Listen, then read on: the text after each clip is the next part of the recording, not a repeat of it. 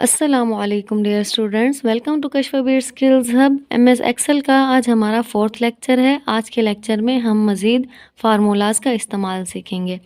आज हम एक वर्कशीट बनाएंगे। तो चलिए आइए लेक्चर को स्टार्ट करते हैं। हम आज रिज़ल्ट कार्ड बनाते हैं। तो सबसे पहले हम ऊपर टाइप करते हैं कशफबीर स्किल्स हब। ऊपर हमने टाइप किया है कशफबीर स्किल्स हब और उसके बाद नीचे हम टाइप करेंगे स्टूडेंट नेम। हम अपना कर्सर नीचे लेके आते हैं और यहाँ पे टाइप करते हैं स्टूडेंट नेम।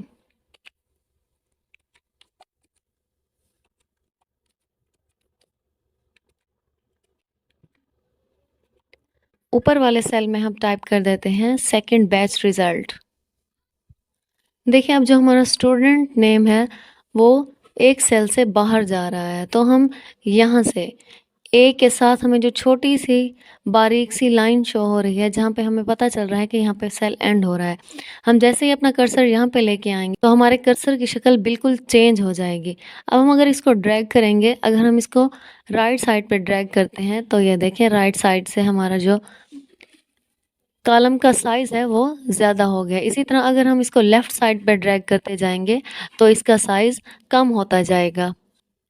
इसी तरह जैसे हमने कॉलम का साइज़ चेंज किया, इसी तरह हम रो का साइज़ भी चेंज कर सकते हैं। हम लाइन पे लेके जाएंगे कर्सर को, कर्सर का जो कर्सर की शक्ल है वो बिल्कुल चेंज हो जाएगी। हम ड्रैग करेंगे तो इसका साइज़ बढ़ भी जाएगा और अगर कम करना चाहें तो भी हम कर सकते हैं। देखें जैसे हमें यहाँ पे शो हो रहा है।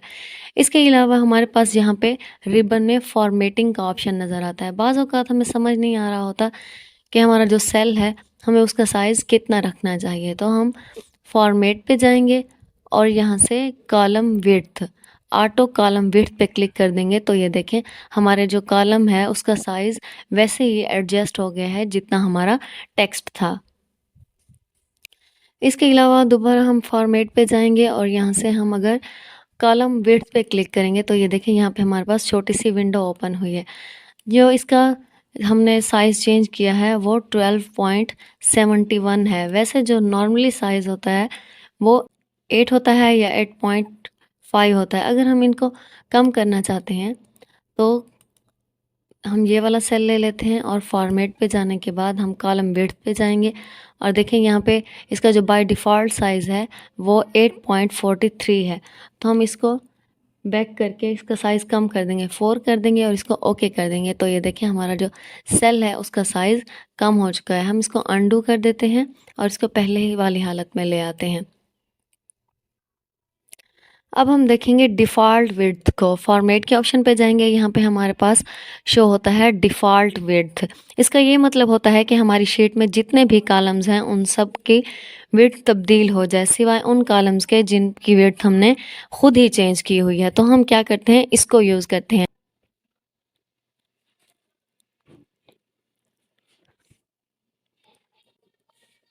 हम इसकी विड्थ 4 कर देते हैं और इसको ओके कर देते हैं। देखें इसकी जो विड्थ है, हाइट है, वो दोनों चेंज हो गई हैं। अब हम डिफ़ॉल्ट विड्थ पे क्लिक करेंगे, यहाँ पे हम इसका साइज़ सिलेक्ट करेंगे, 2 कर देंगे और इसको ओके कर देंगे तो ये देखें जो एरिया हमने सिलेक्ट किया हुआ था उसके अलावा बाकी जितने भी हमारे सेल्स हैं, हमारी शीट के अंदर जितने भी सेल्स हैं उनकी हाइट और विड्थ दोनों चेंज हो चुकी हैं। अब हम आगे चलते हैं और यहाँ से हम कशफबीर को सिलेक्ट करते हैं, कशफबीर स्किल्स हब। इसको सिलेक्ट करने के बाद हम चाहते हैं कि इसका जो साइज़ है हम ज़्यादा कर दें। हम रोज़ हाइट पे जाएंगे और यहाँ से इसकी जो हाइट है 25 कर देंगे और इसको ओके कर देंगे तो ये देखें इसकी जो विड्थ है वो ज़्यादा हो चुकी है। अब हम टेक्स्ट साइज़ पे जाते हैं और इसका साइज़ बढ़ा देते हैं। देखें जैसे ही स्टेप बाय स्टेप इसका हम साइज़ बढ़ाते जा रहे हैं हमारा जो टेक्स्ट है वो कट होता जा रहा है। तो इसके लिए हम क्या करेंगे, फॉर्मेट के ऑप्शन पे जाएंगे, यहाँ से हम ऑटो फिट रॉ हाइट इस पर क्लिक कर देंगे और इसको ओके कर देंगे तो ये देखिए हमारा जो टेक्स्ट है वो इसी तरह से एडजस्ट हो गया है। अब हम टेक्स्ट का साइज़ दोबारा से कम कर देते हैं। देखिए जैसे जैसे हम टेक्स्ट का साइज़ कम करते जा रहे हैं हमारा जो सेल साइज़ है वो उसी तरह एडजस्ट होता जा रहा है।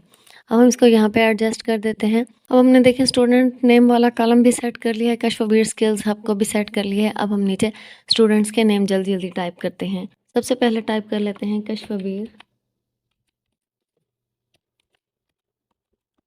उसके नीचे हम टाइप कर देते हैं समरीन अरशद, फिर एंटर प्रेस करते हैं और नीचे टाइप कर देते हैं समीना आदिल।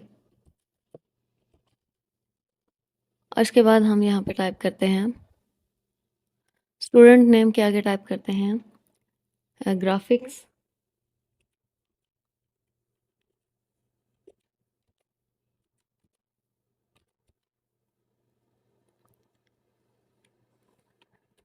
नेक्स्ट बॉक्स में टाइप करते हैं कंटेंट राइटिंग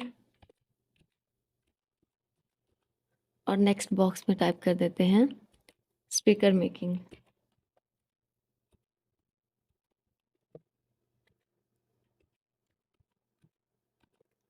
अब हम इनको एडजस्ट कर लेते हैं, इनको सिलेक्ट करते हैं, सिलेक्ट करके ऑटो फिट पे कर देते हैं। देखिए हमने ऑटो फिट कॉलम विड्थ पे करके इनको एडजस्ट कर लिया। अब यहाँ पे हम मार्क्स पुट करते हैं, यहाँ पे 50, 50 और यहाँ पे 100, इसी तरह नीचे 40 और यहाँ पे 90 कर देते हैं। इसी तरह नीचे भी ऐसे ही कुछ ऐड कर देते हैं, 40, यहाँ पे भी 40 कर देते हैं और यहाँ पे 90 कर देते हैं।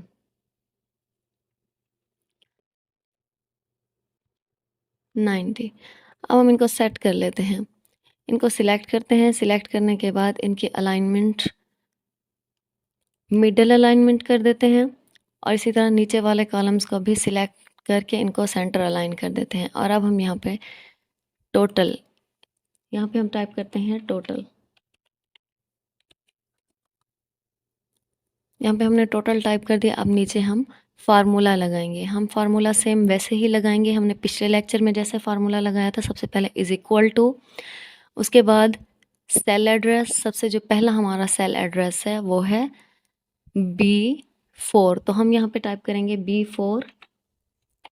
तो देखें जैसे ही हमने यहाँ पे B4 टाइप किया है, हमारा जो सेल है वो हाईलाइट हो गया है। उसके बाद हम प्लस प्लस टाइप करेंगे और उसके बाद next cell address, next cell address हमारा है C4, तो यहाँ पे हम C4 टाइप कर देंगे।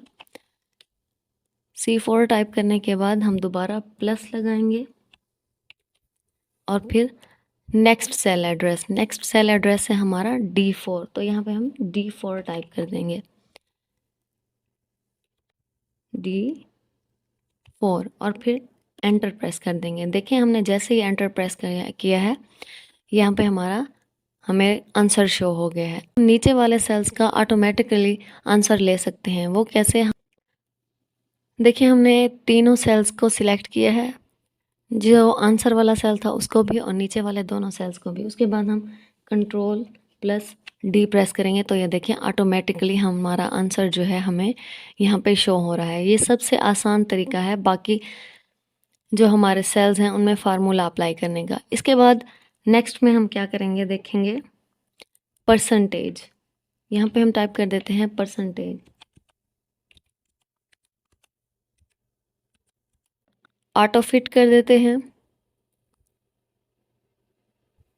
ऑटो फिट करने के बाद अब हम इसकी परसेंटेज निकालेंगे। परसेंटेज निकालने के लिए हमें क्या करना होता है, पहले हमें ये मालूम होना ज़रूरी है कि परसेंटेज निकाली कैसे जाती है। इसको निकालने के लिए हम क्या करते हैं, सबसे पहले इज इक्वल टू और फिर obtained marks divided total marks multiply 100। तो इस पर भी हम ऐसे ही फार्मूला कुछ अप्लाई करेंगे। हम परसेंटेज से नीचे वाले सेल को एक्टिव करेंगे, यहाँ पे हम लगाएंगे इज इक्वल टू और फिर उसके बाद टोटल, हमारे टोटल मार्क्स कितना है 200, तो हम यहाँ पे 200 टाइप कर देंगे और उसके बाद डिवाइड